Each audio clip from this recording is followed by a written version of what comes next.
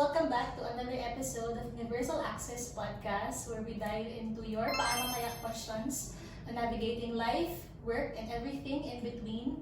And actually have a very special guest right now, the very lovely and gorgeous Miss Pearl. Miss Pearl. How are you? I'm doing good. Right. How about you? I'm doing great as well. Feeling kind of nervous because I feel like this is the first time again that I'm shooting with another guest na hindi part of the L&D team. So I feel like it's always nice to have someone naman that we can hear from, especially in terms of experiences, insights. So thank you so much, Miss Pearl, for giving us your time. I actually invited you, Miss Pearl, to talk about the new year. Of course, with the coming of the new year, it's inevitable to talk about New Year's resolutions, goals, diba? Parang kapag bagong taon, laging pinag-uusapan, ano yung New Year's resolutions mo? Like, what are the things that you'd like to achieve for the year? So, Miss Pearl, are you the type of person who usually sets intentions or goals for the year?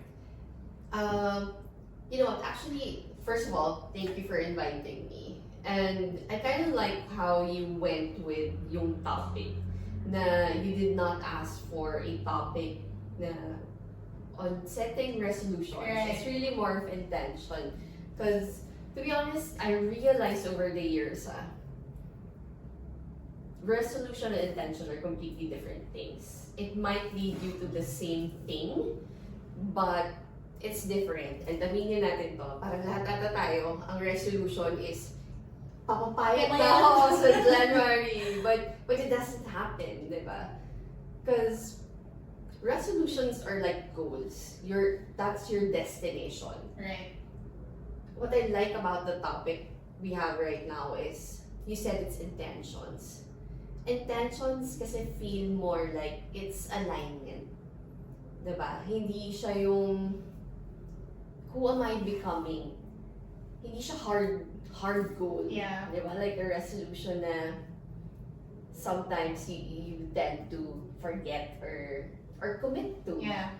Diba? So, yeah, in the past, yun, you know what yung typical is yung papayat na ako, matutulog ako maaga. So, it doesn't really happen. Yeah.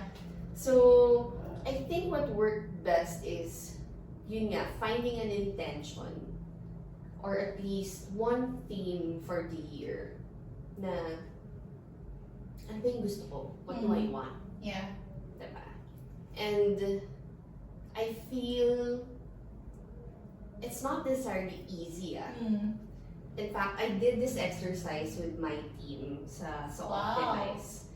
About this, ito, yung setting intentions. So, last year, I did a career assessment with them. Kasi lahat naman tayo mostly, di ba, career yung goals natin. Like, if you see the board kung saan namin ginawa yun, I set the board into 3 columns. Pinakamalaki na chunk, para about 2/3 of the board, occupies career and money. Tapos, in the middle, I placed another column. Tapos yung last is love and relationship. The one in the middle is personal. So, more often than not, we tend to forget the personal. Diba? When we set our goals or intentions kasi. So, I think yun eh. Minsan, na-surprise nga ako sa reaction ng team ko na parang, oh nga, no, hindi ko naisip yung personal at saka yung relationship. Kasi, more often than not nga, parang lahat tayo, syempre,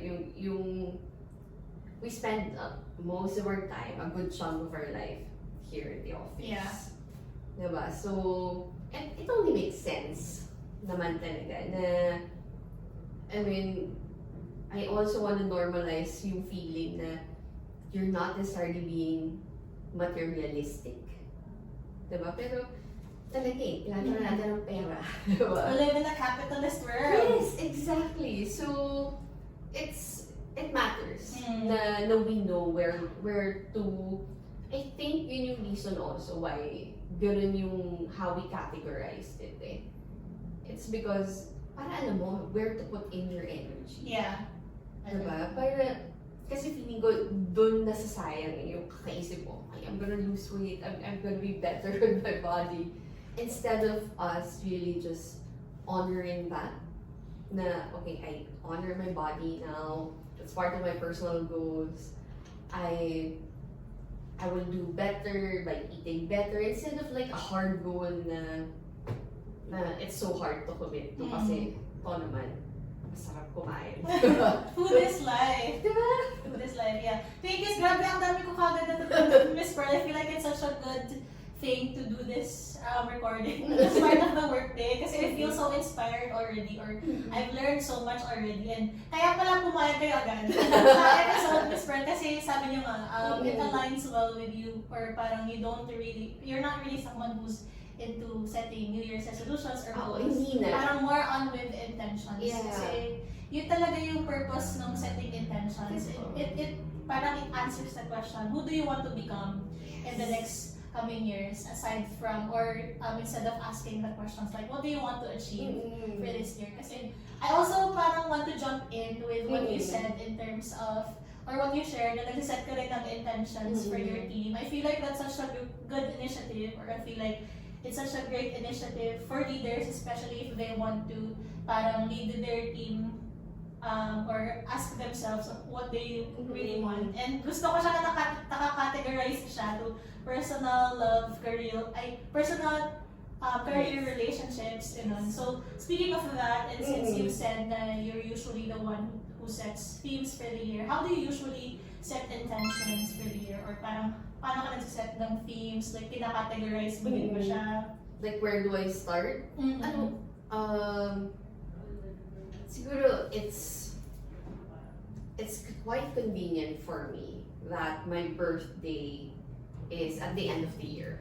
Oh. So, every birthday ko, I sit down with myself to analyze, parang nasa na ba ako? Diba? At saan ko gusto pumunta after? So, and My reflection. yes. And one way for me to do that is, I think the easier way to do it, at least for me, I'm not saying it's going to work for everybody. What works for me is to look back on habits that I feel did not help me. No, like for 2025.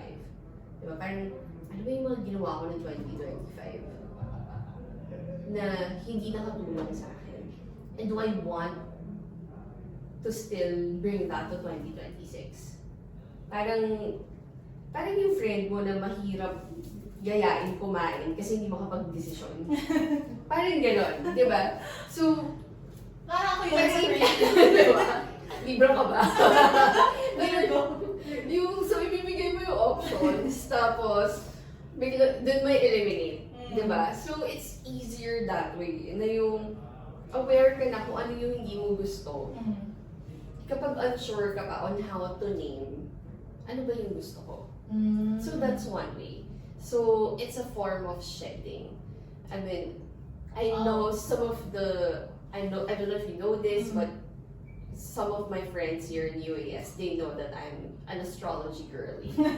Diba? So, I follow astrology also. So, that's part also. And they're quite accurate.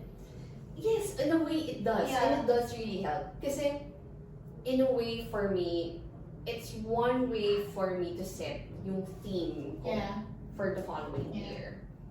Kasi sometimes, no matter how much we put an effort also into something, I learned to recognize if it's not yet the right time, it will not happen. Yeah.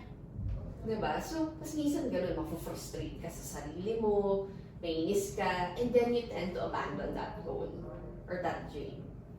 Pero sayang, hindi pa pala right time. Pero I mean, if it's meant for you, it's meant for you. Diba? It will happen. So, it will come easy. Yes, Yeah. pero I think it's easy, di ba, kung meron kang guide or cheat sheet na alam mo na, okay, like for last year in Chinese astrology, it's a snake year. It's also a ninth year. So it really means shedding, ending cycles. So, it's not really the right time to set yung intentions mo. Although, yung intentions maybe is you assessing yourself towards what do I want to grow towards to. Diba? Where am I running to after I do the shedding? Kasi this come CNY and Feb 17, it's horse year naman. Diba? So there's a lot of movement. Tapos 1 year pa. Diba? Kasi 2026 reduced to 10 is 1, 0. So it's 1. So in numerology, it's really the beginning of new things. So it's the right time for you to set new things. So yun yung timing, di ba? Kasi minsan mabigat, mahirap. So that helped a lot also with the themes that I'm setting for myself in 2026. Na na-realize ko na, nga naman, embrace ko yung part na yun ng life ko. Kasi I've been exposed to it all my life. So that's also one of the things that helped me set yung themes and yung intention is embracing yung practices, different practices na gano'n. I mean, may daily practice ka, meron kang yung practice na throughout the year. So, parang, it's also just like working. Parang mabu-burn out eh. Diba? Pag hindi mo na balance yung part na yun na parang, oh, why am I not meeting this goal? Ganun yung feeling eh. And it's also one of the things that I observed with the people I do this with. And I do this with my friends, I do this with my team. So, isa yun dun sa yung frustrations eh. Na minsan, when I did this with my team, I asked them eh, mahirap ba mag-set ng intention? Yes or no? Yung like, isasagutin mo, yes or no? So, for those who's answered yes na mahirap, it's because parang may pressure din sa self nila. Na, it's not that they're unsure, they're not aware, but it's more of yung pressure nung timing. Na hindi nagmamatch yung timing kung kailan nila gusto mangyari. And I think yun yung reason why setting intentions could help you better than setting hard goals. Right. Nakaka-frustrate kasi yun, di ba? Parang, kunyari, kailangan pumayat ako by January 29, di ba? So, mahirap, di ba? Unlike if yung intention mo is, okay, I want to honor my body, diba? I want to move with discipline. Pag yun yung sinasabi mo sa sarili mo, hindi masyadong mabigat. Diba? And in a way, you identify with it eh. Diba? I think yun yung reason why intentions are better. Diba kanina we started with energy. So when you attach your identity to your intention, it becomes a part of you. Diba? Hindi siya nire-reject nung katawan mo. And because of that,